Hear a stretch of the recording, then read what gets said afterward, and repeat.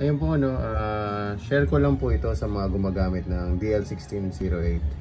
So ano lang, baka lang makatulong kasi sira kasi yung ganito ko, yung parang lightning port niya ng iPad. So minsan kasi bumibitaw yung mga ano natin bumibitaw yung mga router natin, yung mga ganyan. Bumibitaw yan pag minsan. Ayun, kaya sinubukan ko bumili ng eto, parang connection, LAN cable yata ito, LAN cable. Direkta na siya dito sa iPad.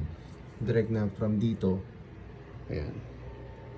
Direkta na siya sa iPad. So hindi na tayo dumaan ng router. So parang naging ito lang siya, ito na. Parang direkta pa rin siya. So sira nga yung sa akin. So gumawa akong paraan para magkaroon ng ano ulit, ng silbi siya. Yun. So yun,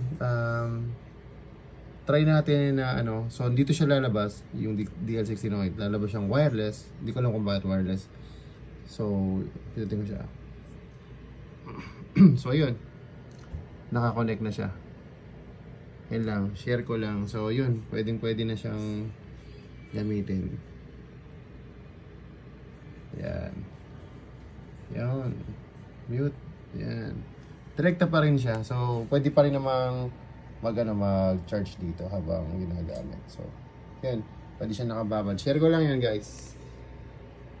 Yan lang.